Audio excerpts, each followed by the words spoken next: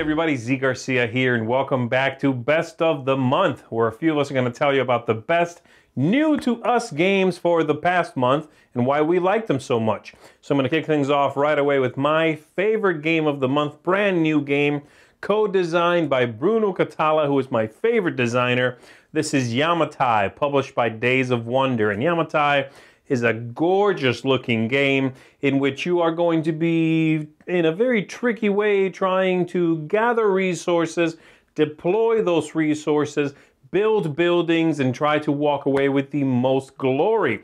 The game has a lot going on in it, but it all clicks together wonderfully. It's thinky, but not too thinky. There's always an interesting choice to make. There are tons of tactics in the game. And ultimately, my favorite thing about it is the combination of long-term planning and short-term tactical response to what your opponents are doing. And those two things just come together in a fantastic way in this game. Really enjoyed, nice game length, nice involvement, great arc to the whole development of each play session. Truly fantastic for me. That is Yamatai. Definitely look into that one. It's Roy Candy from Epic Gaming Night, and my best of the month is the Rune Wars miniatures game. This is like Bad Lore, X-Wing, and Descent meets Warhammer Fantasy Miniatures. So I was super hesitant going into this game. I didn't know if it was going to be something I'd be excited about, but I really love the way this game plays. It's really easy to do the movement around the board, and I love the way the combat works in this. I enjoy it more than X-Wing or Armada, and it's a lot of fun building the different units, and I really love those fantasy miniatures running around and clashing around the field of battle. It's got lots of different special abilities that makes me feel very much like the Bad Lore sort of thing, where when you get surges, you can do different things, and it's super exciting. So I'm definitely excited to play more of this game, and I've really enjoyed the games that I've played so far. So for me, the best of the month is Rune Wars Fantasy Miniatures. Hey guys, Robert here, the blue player, just enjoying an ice cream and thinking about what my best of the month for April 2017 was. And for me, that game was none other than Rocky Road a la Mode from Green Couch Games. Now this is a game where players will be running their own ice cream truck and restocking that truck, attracting new customers, and serving those customers through set collection, card drafting. There's a time track element, and the player order is actually based on who is in last place. So think possibly Patchwork, Takedo, something like that. All in all, this is a great game and a lot of game that fits in this tiny little box, and something I backed on Kickstarter and really have enjoyed each time I put it on the table. I look forward to seeing you guys next month. Hey everyone, Tracy the Gaming Maven here. So my best of the month game for April is Ghostel. It's a game that I was pleasantly surprised by. It looks a bit like a kid's game, but with 14 and plus ages, I thought, let's give it a try and see. And sure enough, I really enjoy it. Basically, every player is a ghost in this hotel. They're haunting the residents in the rooms. And you're using dice that you place on the various cards as you go through the rooms. Your dice total value is what's going to determine what kind of points you get and whether you get more points than other ghosts. You're basically trying to beat them out for having the most scare. And you're going to use scare tactics, for example. You can even use phobias. Some of the guests have phobias. And you can use that against them to kind of increase your chances of scoring and getting the most points out of that particular room and that particular visitor. I like it because it is simple enough to pick up the rules, but it actually has some fairly cool strategy where you're trying to determine where you should go and knowing that it's a limited area and other players may go there as well. So if you get a chance to play Ghostel, I highly recommend it. My favorite game of the month is Lorenzo Il Magnifico. This is a game that is going to be republished very soon from Cool Mini or Not. This game is a worker placement game. It's done by the same guys who did Grand Austrian Hotel and Council 4, and I just really enjoy how this game comes together, how you have the different places to put the workers, and you get different cards, and it's kind of just the, there's an engine building thing where you're going to run your machine and get points. There's so many different ways to score. It is an excellent, wonderful game.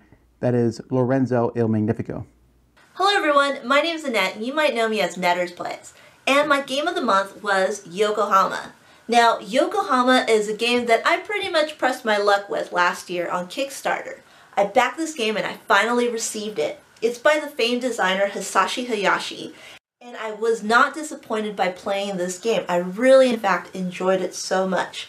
What it's about is that you have these different boards on the table, and it's all modular, so every game is different. And these boards represent different locations and actions that you can take. Now, to take the actions, what you have to do is build these different route systems between these different marketplaces by putting assistants in these different areas. The way you can take an action is by putting your president on a board and having influence there and taking a certain amount of action. But in order for that president to get to a different area, you have to create a pathway of assistance. So I've really been enjoying that aspect of the game. There's a lot of set collection, there's a lot of points everywhere. During the game, after the game, it's just lovely.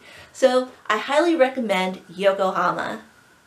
Howdy folks, Rebecca and Hunter here with the Family Showdown, and our best of the month this month is a unanimous decision, and that game is the Manhattan Project Energy Empire.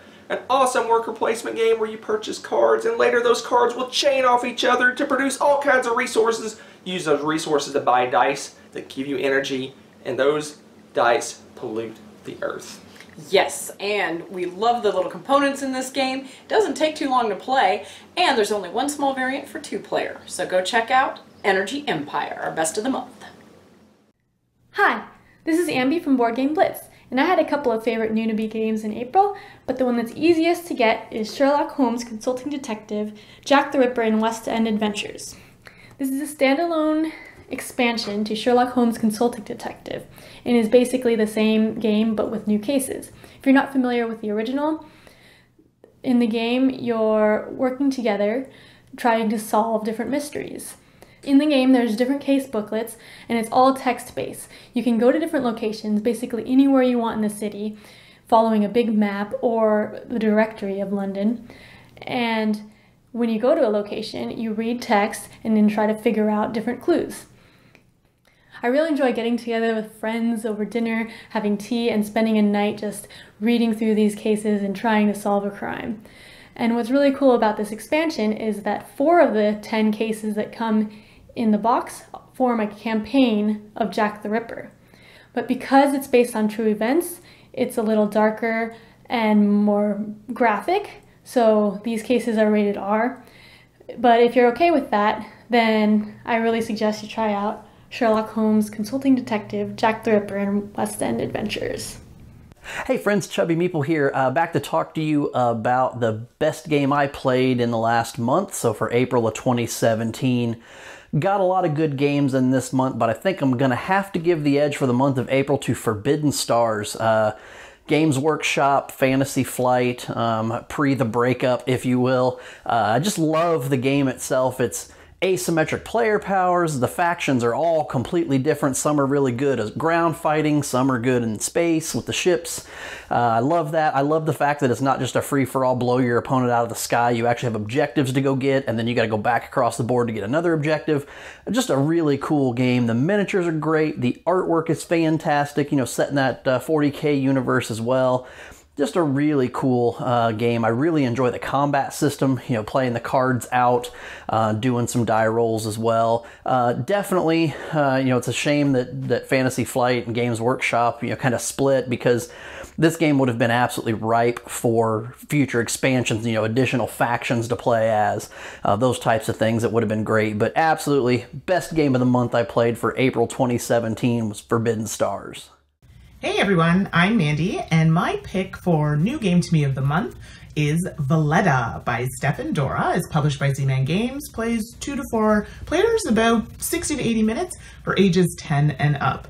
So this game reminded me a little bit of Bohemian Villages, if you're familiar. So it's that kind of light Euro-esque worker placement type game, but it has deck building, which seems to be really popular. So in this game, you have Jean-Pierre Valletta, who is walking along and inspecting to make sure that you're all building and you're hiring workers. He's the inspector to make sure you're doing all of these things to make Malta beautiful. So you want to make sure by the end of his run that you've completed all of your buildings and, you know, acquired all the goods, get some workers to get all the stuff done and get the most points. So what's really neat about this game is that you have buildings on both sides of the kind of playing area, and you have your own deck that you start with. And obviously I mentioned deck building, so you want to collect more workers and other buildings which have cards on them, which come into your hand, which is kind of different and not your deck, that you can use during your turn. You want to set out 1, 2, 3 actions, so you can kind of plan ahead and then do your actions one at a time. So when you build, those cards come right into your hand. You also have the chance to move the inspector, and when you build in that row, you get points. I mean, can't go wrong with that. Additionally, when you build in adjacent areas around buildings that you've already built, you get a discount. So instead of having to pay the full amount of money, you get a discount on the money, sometimes paying nothing, and using some of the goods that you have.